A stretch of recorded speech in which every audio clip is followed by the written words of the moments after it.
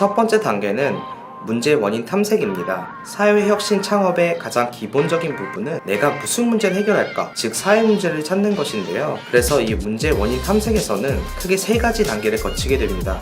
첫 번째가 문제를 탐색하는 문제 탐색 단계, 그 다음이 그럼 그 문제 중에 내가 해결할 문제를 선택하는 문제를 선정하는 단계, 그리고 마지막 세 번째가 그럼 그렇게 선정한 문제의 원인이 무엇인지를 탐구하는 관점 도출 단계가 이어집니다. 그래서 문제 탐색 단계부터 살펴보도록 하겠습니다. 문제 탐색 단계는 내가 해결할 사회 문제를 찾는 것입니다. 여기서는 인사이드 아웃이나 아웃사이드 인으로 사회 문제를 찾을 수 있는데요. 인사이드 아웃이라는 건 내가 겪은 문제로 출발하는 것입니다.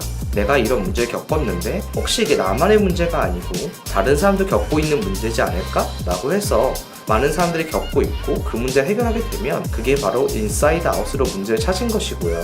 반대로 인터넷이나 아니면 책이나 다양한 자료를 바탕으로 사회 문제를 포착하고 그걸 해결하기 위해서 노력하게 된다면 이것은 아웃사이드 인이라고 볼 수 있습니다. 인사이드 아웃인 경우에는 내가 문제의 당사자이기 때문에 이 문제가 해결되고 있는지 아닌지를 알기가 쉽고 또 문제가 해결해야겠다는 의지도 가지기 쉬우나 반면 나만의 문제일 수도 있습니다. 다른 사람이 겪고 있지 않는 문제일 수 있기 때문에 그래서 검증하는 과정이 필수적입니다. 반대로 아웃사이드 인이라고 했을 때는 이미 시의성이 있고 사람들이 심각하게 느끼고 있는 문제를 가지고 갈 가능성이 높으나 반대로 내가 정작 관심이 좀 적은 문제, 해결되는 과정을 보는 것이 즐겁지 않은 문제일 수 있습니다. 그런 경우에는 문제를 해결해 나가는 과정에서 다양한 어려움을 겪고 그 어려움 때문에 포기하게 되는 경우도 생길 수 있기 때문에 정말로 내가 해결하고 싶은 문제인지를 확인하는 과정도 필요합니다. 또한 그 문제에 대해서 처음 접할 가능성이 있기 때문에 본질을 알기 힘든 경우도 있습니다. 이렇게 인사이드 아웃이든 아웃사이드 인이든 다양한 문제를 탐색하고 난 다음에는 그 많은 문제들 중에 내가 뭘 해결하고 싶은지 선택하는 과정이 필요합니다. 두 개의 축을 바탕으로 생각을 하게 되는데요. 첫 번째가 시리어스니스, 이 문제가 얼마나 심각한지, 문제를 겪고 있는 사람이 얼마나 많은지, 문제로 인한 피해액이 얼마나 되는지를 생각해 볼 수 있고, 다른 축은 타이밍, 그 문제가 얼마나 시의성이 있는지, 얼마나 많은 사람들이 문제에 대해 이야기하고 있고 또는 다가올 미래에 얼마나 중요한 문제인지를 생각해 볼 수 있습니다. 이 ST 매트릭스를 통해서 가장 시의성이 있고 심각한 문제를 선택해야 합니다.